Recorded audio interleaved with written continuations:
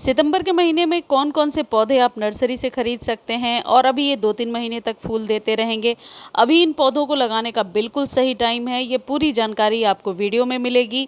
Video को ध्यान से देखिए और लास्ट में खाद भी बता दूंगी, वही खाद सभी फूलों वाले पौधों को देना है। सबसे पहला जो पौधा है वो है अपराजिता। अपराजिता अभी बहुत ही सुंदर नर्सरी पर मिल रहा है, 50 रुपये के अभी से ले लेंगे। 2 महीने फूल खिलेंगे, उसके बाद थोड़ा डोरमेंट हो जाएगा और फरवरी के बाद ये परमानेंट पौधा आपके यहाँ चलता रहेगा। अपराजिता को अभी आप 50 रुपये में नर्सरी से खरीद सकते हैं। 10 इंच के कंटेनर में लगा लीजिए। 3 से 4 कलर्स अभी नर्सरी पर आसानी से मिल रहे हैं। यदि बीजों से ग्रो करने की सोच रहे हैं तो अब आप फरवरी में इसे ग्रो कर सकते हैं। बरसात के टाइम में और फरवरी में बीजों से बहुत आसानी से ग्रो किया जा सकता है। अगला जो पौधा है जो गुच्छों में फूल देगा और परमानेंट पौधा है, ये है गुड़हल। देसी वाले भी आप ले सकते हैं, हाइब्रिड भी ले सकते हैं।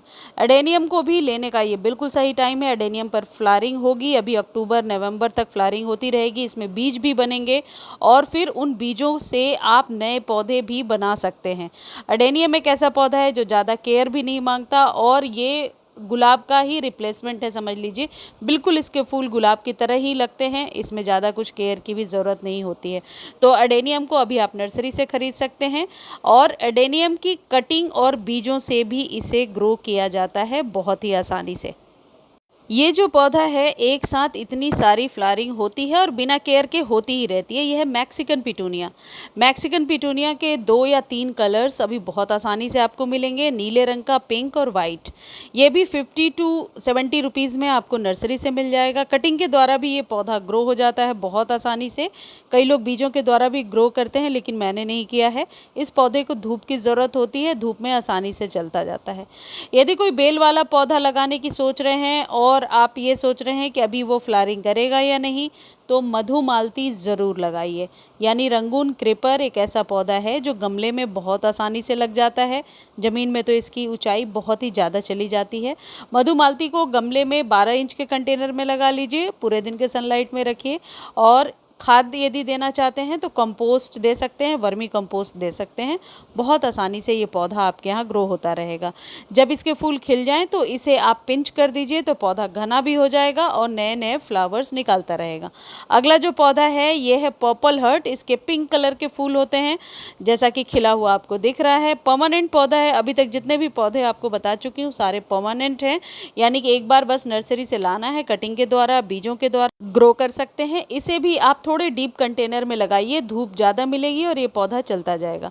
हाइब्रिड गुड़हल को भी खरीदने का बिल्कुल सही टाइम चल रहा है, क्योंकि अभी नवंबर, दिसंबर, जनवरी में जब हमारे देसी वाले हिबिस्कस में फ्लावरिंग नहीं होगी, लेकिन जो हाइब्रिड हैं, जो थोड़े बड़े साइज़ के होते हैं, डिफरेंट कलर्स के होते हैं, आप नर्सरी पर पूछ सकते हैं, तो हाइब्रिड वाले आप अभी खरीद सकते हैं और उसमें लगातार फ्लावरिंग होती रहेगी।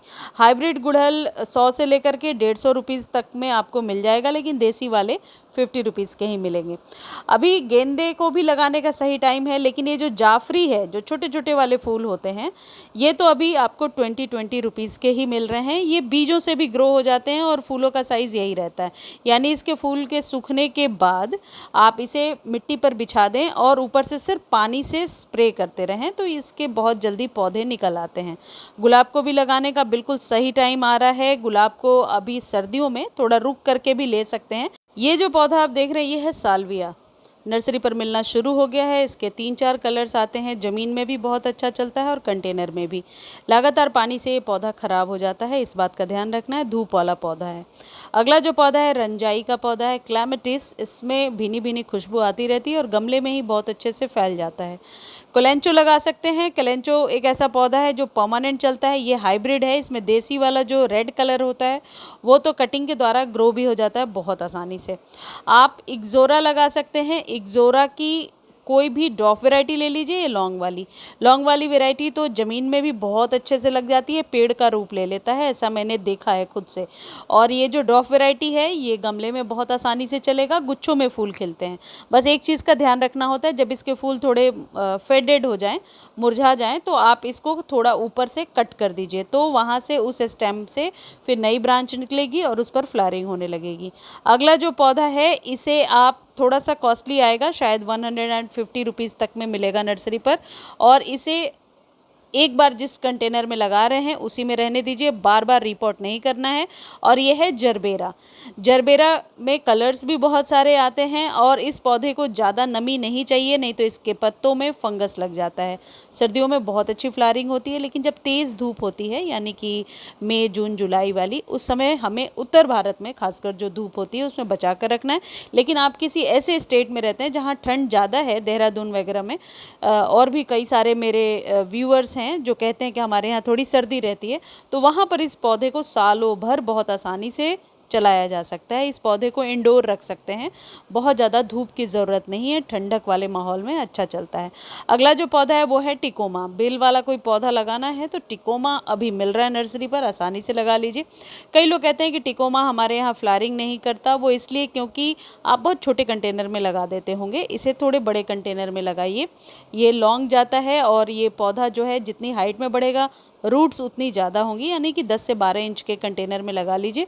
पूरे दिन के सनलाइट में रखिए। और ये जो पौधे हैं ये परमानेंट हैं, और जब हमारे यहाँ सर्दियाँ बढ़ेंगी तो इनमें फ्लावरिंग रुकेगी और सर्दी के फ्लावर्स फिर अलग होते हैं जो हम ले करके आते हैं। तो इसलिए अभी इन्हें ज़्यादा फूलों के लिए रेडी करना है तो खाद देना ज़रूरी है। नाग चंपा लगाइए 10 से 12 इंच के कंटेनर में, पेड़ नुमा आकृति ले लेता है, बहुत ही सुंदर लगता है देखने में। हालांकि इसकी आप कह सकते हैं खुशबू तो नहीं होती है इसमें, लेकिन पौधा लंबा और पेड़नुमा आकृति लेकर बढ़ता जाता है। धूप ज़रूरी है इस पौधे के लिए। तो नाग चंपा परमानेंट पौधा है, 3 साल से मेरे यहाँ लगा हुआ है, बहुत आसानी से ग्रो होता है, कोई ज़्यादा केयर नहीं चाहिए और एक साथ गुच्छों में फूल देता है। इसको ज़्यादा पानी की ज़रूरत नहीं होती है, ज़्यादा पानी देने से पौधा ख़राब हो जाता है। आप कोई इंडोर पौधा लगाना चाहते हैं तो एंथूरियम लगाइए। एंथूरियम 200 तक में आपको मिल जाएगा। पीस लिली भी मिल जाएगा, हालांकि पीस लिली की पिक इसमें ऐड नहीं किया है मैंने, लेकिन पीस लिली भी आप ले सकते हैं अभी। और ये पौधे शेड में ग्रो होते हैं, कहने का मतलब इसे आप अपने डाइनिंग टेबल पे भी रख सकते हैं या ऐसे किसी जगह पे जहाँ की धूप छन के आती होगी। हालांकि सर्दियों में धूप तो थोड़ी कम आती है तो इसे आप ओपन में रख सकते हैं, लेकिन गर्मी में बचाने का यही तरीका रहेगा कि तेज लू से इसे बचा कर रखना है। रूट डिवीज़न के द्वारा ग्रो कर सकते हैं, एक से अनेक पौधे बना सकते हैं। इसको ज़्यादा खाद की ज़रूरत नहीं होती है, लेकिन वर्मी कंपोस्ट एक ऐसा खाद है जो इन सभी पौधों को दिया जा सकता है। यदि इस पौधे को आप कोकोपीट 30% और 30% गार्डन सॉइल बाकी के रेशियो में कंपोस्ट मिलाकर लगाते हैं तो ये पौधा बहुत आसानी से चलता जाता है। गार्डेनिया यानी गंधराज, हल्की भीनी भीनी खुशबू आती है, इसको अभी ले लीजिए, अप्रैल तक फ्लावरिंग होती रहेगी। यदि इसमें बड ड्रॉप की प्रॉब्लम आ रही है, जो बहुत ही कॉमन प्रॉब्लम है और अक्सर कमेंट सेक्शन भरा रहता है इस चीज़ से कि गंधराज की कलियां गिर रही हैं, तो कोई उपाय बताइए।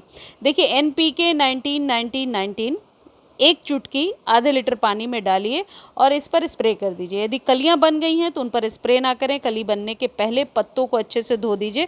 इससे मैंने देखा है बहुत हद तक फ़ायदा होता है। लेकिन एक चीज़ यहाँ पर और मैं ऐड करना चाहूँगी कि जो सॉइल बना रहे हैं उसमें कंपोस्ट की मात्रा 30% ज़रूर रखिए। ये जो खाद है ये सभी पौधों को अभी दिया जा सकता है और ये है ह्यूमिक एसिड। ह्यूमिक एसिड को खरीदने का लिंक डिस्क्रिप्शन में दिया है। यदि लिंक कॉपी नहीं कर पा रहे हैं तो आप मुझे टेक्स्ट करें, आपको लिंक प्रोवाइड कर दिया जाएगा। लेकिन प्लीज़ खाद का नाम भी रेकमेंड करना ज़रूरी होता है। आप ये लिखिए कि इस खाद का लिंक आप दे दीजिए। ह्यूमिक एसिड को 1 चम्मच जो है वो 3 गमले पे हिसाब लगाना है। 1 लीटर पानी में डालिए और अपने पौधे में डायरेक्टली डाल दीजिए। सॉइल में जाने के बाद मिट्टी की गुणवत्ता को बढ़ा देता है। इसे स्प्रे नहीं करना चाहिए, स्प्रे करने से इसके दाग पत्तों वगैरह पे लग जाते हैं। ये स्पेशली सॉइल के लिए है। बरसातों के बाद इस खाद को देने से आपके पौधे की मिट्टी जो है बहुत ही उपजाऊ हो जाती है और 1-2 महीने लगातार आप फ्लावरिंग अपने सभी परमानेंट पौधों में ले पाएंगे। इसे 15 दिनों पर एक बार 1 चम्मच देना है, जैसा मैंने बताया। ह्यूमिक एसिड को हर उस पौधे पर दे सकते हैं जो अभी फूलों के लिए जिसको रेडी कर रहे हैं।